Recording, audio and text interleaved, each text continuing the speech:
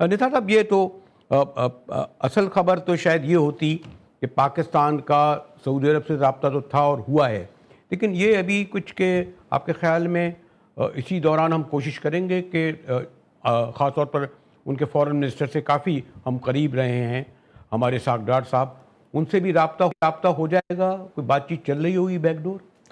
मेरे ख्याल से लाजमी है। पाकिस्तान जंग के आगाज़ से लेके आज तक ईरान, अमेरिका, सऊदी अरब के दरमियान ब्रिजिंग करता रहा है।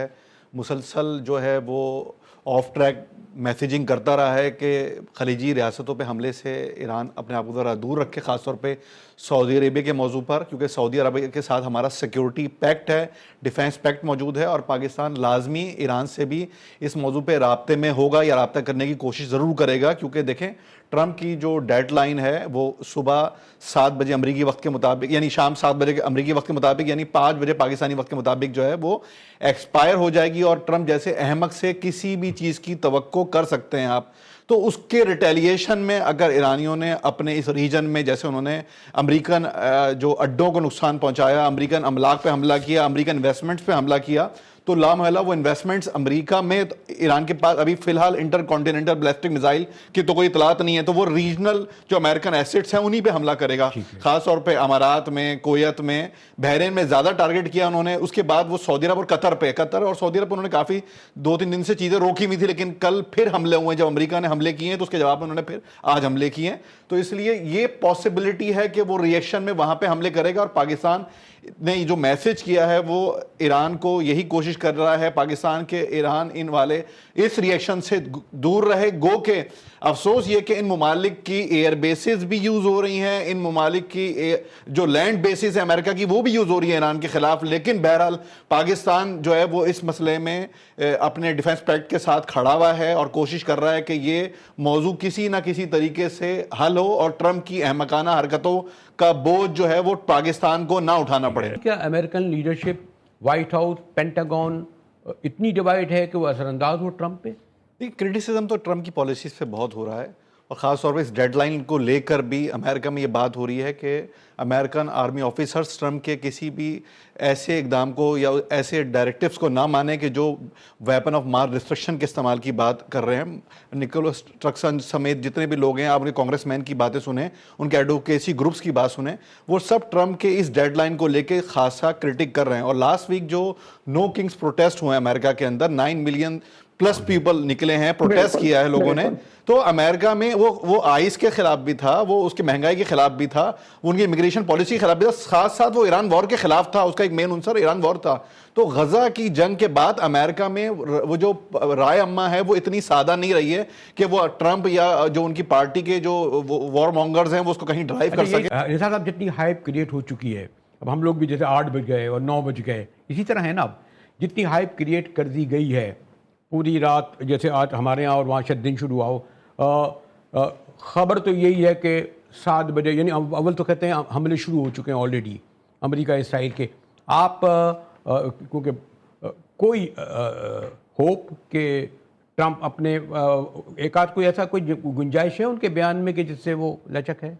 जैसे सूफिया कह रही हैं यू टर्न, ट्रम्प की जो स्पेशलिटी अभी हमें दिखी है उसकी जो एजेंडे ऑब्जेक्टिव्स थे उसमें भी बहुत ज़्यादा तब्दीली आती रही है। पहले रिजीम चेंज था, फिर लोगों का निकल के आ जाओ, फिर कहा मैं और आयतुल्ला स्ट्रेट ऑफ हुर्मुज़ को डील करेंगे, फिर हमारे बातचीत जारी है, नया रिजीम हमारी पसंद का आ गया। इसी तरह के वो बहुत सारे बयान दे के अपनी ही बातों से पीछे हटते हुए दिखाई देते हैं। तो ये पॉसिबिलिटी है कि वो इस बयान से भी शायद पीछे हट जाएं, और अल्लाह ना करे अगर वो इस बयान से पीछे नहीं हटते और कोई बहुत ही हैवीली बॉम्बिंग करते हैं, कोई बहुत ही ज़्यादा सिविलाइजेशन तो ख़त्म नहीं होती, लेकिन कोई बड़े इलाकों को वो इरिडिकेट करने या डिस्ट्रॉय करने की बात करेंगे, तो उसके जो होलनाक नताइज हैं वो सिर्फ शायद ईरान तक ना आए, वो पूरे मिडिल ईस्ट और से बढ़ के आ सकते। ट्रम्प साहब काफ़ी मोहब्बत का इजहार कर रहे थे और हमारे फील्ड मार्शल साहब के भी अच्छे अल्फाज थे।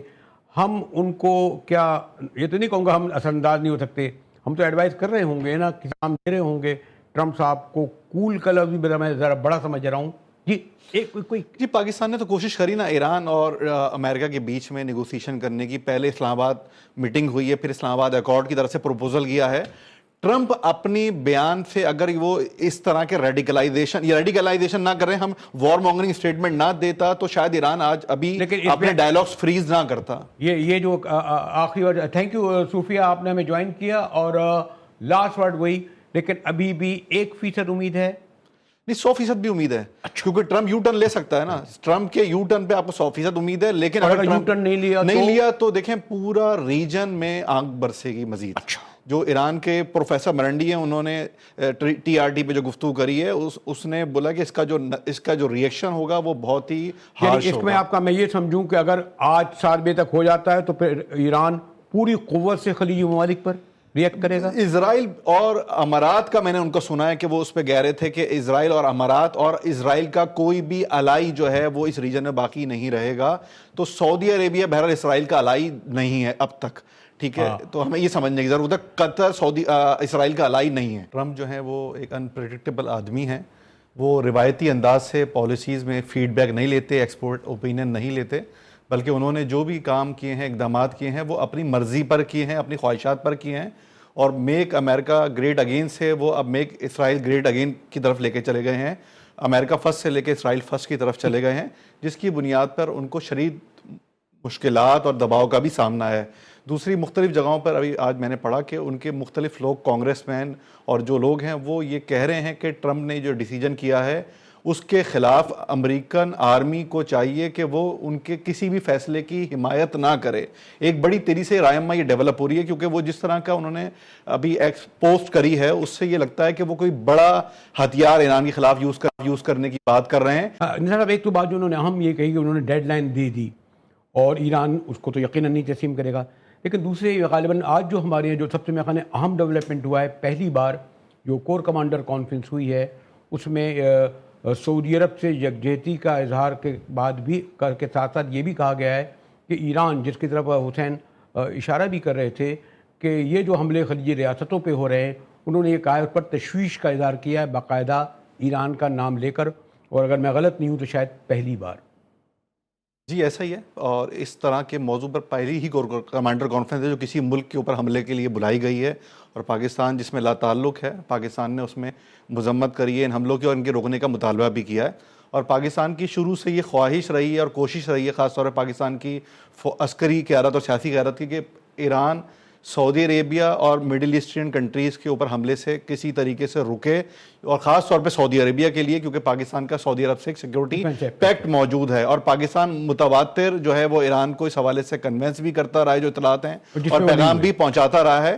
لیکن چونکہ 25 لاکھ پاکستانی سعودی عرب کے اندر ملازم بھی ہیں، ایک بڑا ذرائع مبادلہ بھی ہمارے پاس وہاں سے آتا ہے. دوسرے کہ سعودی عرب کا ہمارے ساتھ ایک بہت اچھا ریلیشن رہا ہے، ہمیں سپورٹیو رول رہا ہے. ساتھ ساتھ یہ کہ ہم یہ کوشش کرتے رہے ہیں کہ نیگوسیشن ہو جائیں، ایٹ لیسٹ سعودی عرب پہ حملے نہ ہوں. لیکن جب وہ حملے ہوں گے تو اس سیکورٹی پیکٹ کے نام پر ہم بہرحال کہیں نہ کہیں ہمیں کھڑا ہونا پڑے گا، اور ہم بہرحال کوشش نہ کرتے ہوئے بھی ہم کہیں نہ کہیں پارٹی بنتے ہوئے دکھائی دیں گے. تو پاکستان کی آج تک یہی کوشش رہی ہے کہ مسلسل کہ کوئی نیگوسیشن کا راستہ نکلے اور ہم اس جنگ کے اندر کسی بھی طرح کے فریق نہ بنے، بلکہ خاص طور پہ سعودی عرب اور ایران کے درمیان کوئی اچھا راستہ نکال سکیں. ایران نے تو اپنا موقع بہت واضح کیا ہوا ہے کہ ان کی اپنی شرائط ہیں جس پہ وہ مذاکرات کی بات کرتے ہیں. وہ امریکہ کی شرائط کو ماننے کے لیے تیار دکھائی نہیں دیتے. یعنی وہ کمپنسیشن کی بات کرتے ہیں، کوئی انٹرنیشنل گارنٹیز کی بات کرتے ہیں کہ دوبارہ حملہ نہ ہو. 9 مہینے میں مذاکرات کے دوران ان پہ دوسری بار حملہ ہوا ہے، تو کیسے وہ یقین کر سکتے ہیں کہ دوبارہ حملہ نہیں ہوگا؟ یعنی پاکستان کی گارنٹی کافی نہیں ہوگی. دیکھیں پاکستان کے ساتھ بھی بڑے پلیئرز ہیں اسلامی دنیا کے اندر. ہم یہ کہہ سکتے ہیں کہ عمان، پاکستان اور ترکیہ کی گارنٹیز بہرحال بہت اہم ہیں، اور ایران نے جس طرح سے پاکستان کو ایکنالج کیا ہے مذاکرات میں، پاکستان کے کردار کو ایکسیپٹ کیا ہے، وہ بڑی بات ہے. لیکن آج کے دن تک لیکن انہوں نے کہا کہ وہ ان کی اپنی شرائط ہیں. وہ سیز فائر کی بات نہیں کر رہے، وہ جنگ کے خاتمے کی بات کر رہے ہیں. وہ امریکہ کو مزید جو ہے نا سانس لینے کی جگہ دینا نہیں چاہتے. اس کا سٹاک پائل ختم ہو رہا ہے، وہ ریٹیلیشن بڑھاتے جا رہے ہیں. تو ایک مسئلہ یہ کہ جنگ نہیں، سیز فائر نہیں ہونی چاہیے، جنگ کا خاتمہ ہونا چاہیے، جو انہوں نے واضح اپنی شرائط 5 رکھی ہوئی ہیں. اور کوئی ایسی اسٹرانگ گارنٹیز ہوں کہ جس کی بنیاد پہ یہ ایشور ہو کہ آئندہ ایران پہ دوبارہ حملہ نہیں کیا جائے گا، تو وہ گارنٹیز کون دے گا؟